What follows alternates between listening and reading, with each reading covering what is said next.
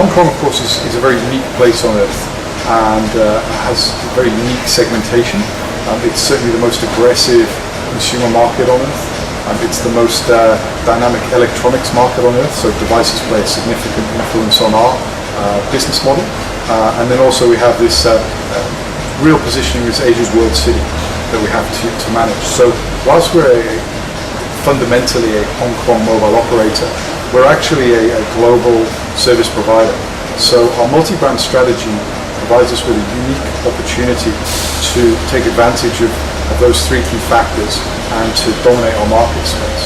Whether it's with our premium global lifestyle service with 1010 in the store today, as you can see, it's aimed at the international traveler, the expatriate, and the lifestyle-rich Chinese individuals, both Hong Kong and mainland Chinese, who are looking for discerning elements of support for their lifestyle needs, which they lead across the planet.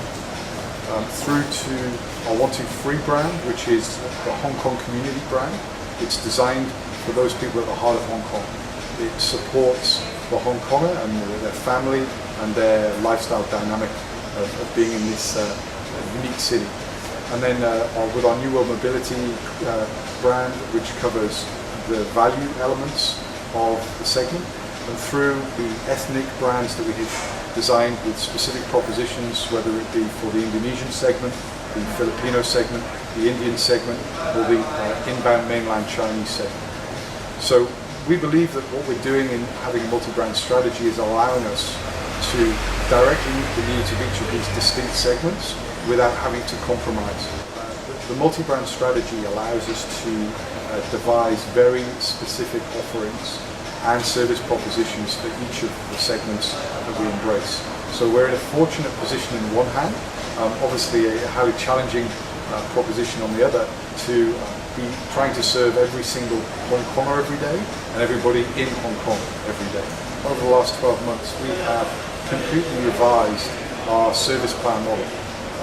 We had, very much like all other mobile operators, a high number of service plans that met every sort of unique sector of the marketplace. We looked at the market and very clearly understood that there was actually a commonality at the core of all requirements for users.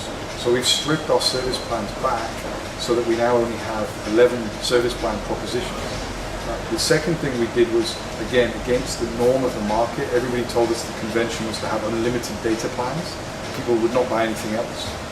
We have launched in the last 6 months limited data plans with very tightly aligned marketing education program, both below and above the line, and also sustained training and communication to our own channel staff. And that has led to us, since we launched the volume-based pricing with the limited data allowances, a 50% increment in actual sales volume, all driven by the volume-based pricing. So we've completely killed the myth that only unlimited plans work in the marketplace. 4G is not the next big thing, it's here now. We have launched it across our two major brands of 1010 and 123. We launched our network last November, the first in the world to do so, beating a lot of other operators in the world that were expected to be first.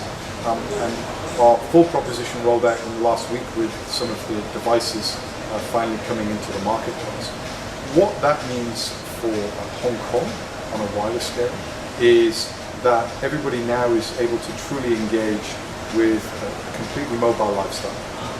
They're able to access and draw down real high content, high definition movies, multitasking platforms, and multi-communication platforms, wherever they are. As far as what this means for advertisers, this is really the dawn of a new generation. We have talked about having mobile marketing as a real leverage for the future and allowing people to personalize marketing propositions to the end consumer. And 4G really allows that to happen, because now the ability is going to be there to send real rich content in real time, location-based, time-specific, need-specific to the end consumer. So if you think about it in terms of media content or live advertising, you can actually push that directly to a consumer at the point you want them to receive it. Whereas of course with many of our traditional advertising platforms, we've been reliant on the consumer looking at it within a window of time that we hoped, whether that was capturing the TVC, whether that was the outdoor media, whether it was the print media at a certain time or at a certain position in that media. We can now get very defined to a very specific individual's user habits and lifestyle habits.